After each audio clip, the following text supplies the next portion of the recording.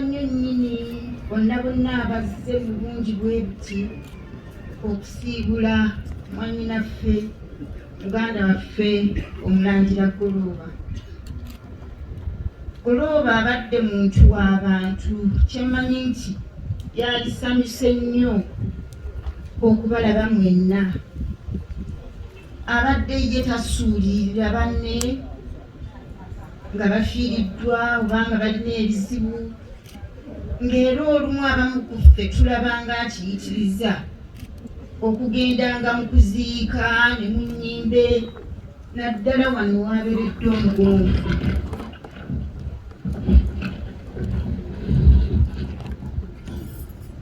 Twagala okwebaza ennyo abantu bonna abalabiridde Mulangira.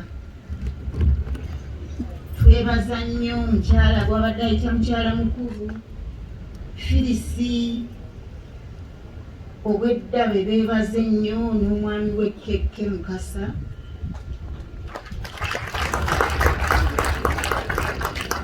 Ababadde mikwano gye ennyo emyaka gyonna, era abalabiridde ennyo abaana baffe Nakayenga nga bwe bagambye n'omugenzi Sekamaanya.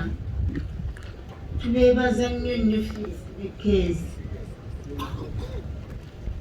Twebaza nnyo nnyini muganda waffe Omulangira Namugala ne Muzaana ne muwala waffe Omumbejja Nassolo olw'obujjanjabi bwonna bwe balaze Ggolooba. Nassolo weebale nnyo olw'omukwano n'ekisa n'okufaayo okungi by'olazanku Ggolooba.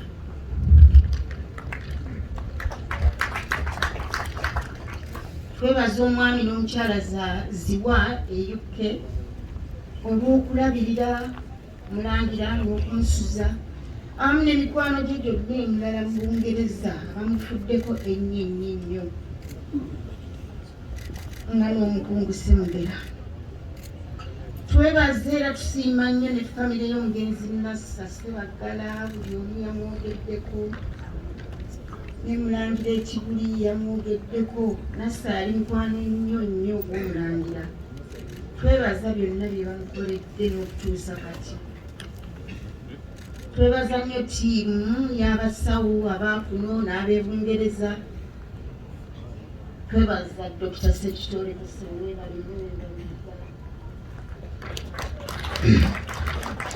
olwo ne Dr. Grace Walusimbi abadde amulambula awaka. Twebaza nnyo omuvubuka oyo okyali obwedda bamwogera nga yakoze omulimu. Netwebaza ne Mazuluyi weebale nnyo abadde amutambuza mulabirira, ne bannaasi Nassara Abacha ne Susan. Tubeebaza nnyo olw'omulimu omulungi gwetukoledde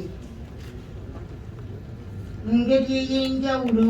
Twebaza nnyo nnyini Oweekitiibwa Mbuga Dr. Kasimu Nakibinge jjajjaffe, byonna by'okoledde muzzukulu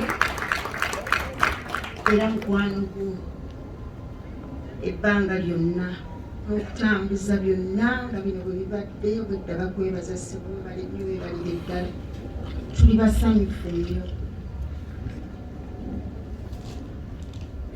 Ggolooba bamwogeddeko bingi era abadde mu ebyo by'abadde nga bwe bagambye abadde munyumya nnyo Ggolooba, nga bwakuba essimu n'ogiraba oga nti oba tolinaawo ka awa kalamba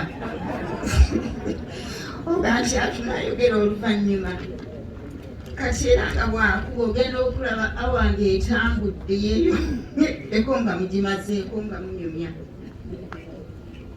Mulangira abadde yeemanyi bulungi n'ekitiibwa kye ng'Omulangira, era nga ddala mu butuufu alina purezensi eyo Ggolooba ey'ekirangira yennyini.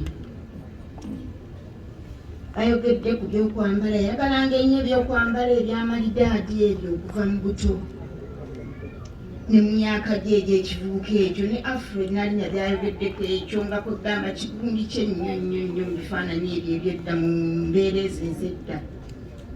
naye nomukulu ayambadde nnyo ebyokudizayininga ebyokwambala naye yennyini ayambala amakanzu ago agali sinazi kwegamba ndoza mwe yajja n'ekyokuba nti yakola mu bizinesi n'atandika okutunda amakanzu ago ag'ebbeeyi amalungi ne jewelry ng'agamba nti akola jewelry bwebityo n'empeta yeeyo eya gold eyo nzijukira nga yatugaa nti yagyedizayiningira eyo gy'abadde ayambala.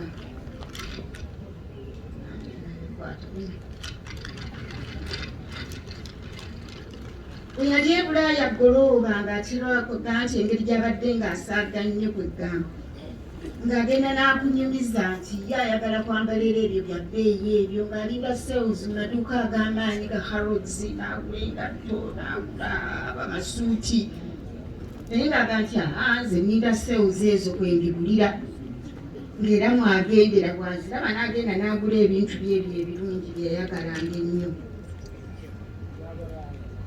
Yayagalanga nnyo Ggolooba oyo n'okuggira ng'amanyi mu bulamu bwe nti ali winninga jackpot nti lumu agenda kukuba akalulu agira awangula essente empitirivu ennyo nga zawulira abalala ze bawangula era nga buli lunaku akuba akalulu kati kyeyavanga avuga n'ayitako mu mayumba g'abagadde eyo eriyeze ez'abagadde alaba amayumba ago kweganga omukisa bwe gumukwata gumusange nga mwetegefu era nze nga nsesa ne mugaa nti naye Ggolooba nagaa nti kubulya manyinasa tomanya bya Katonda.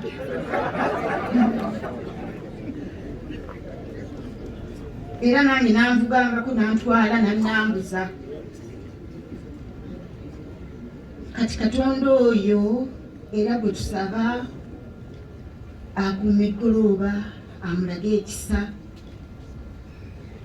amuwummuze mu mirembe. Weraba Ggolooba.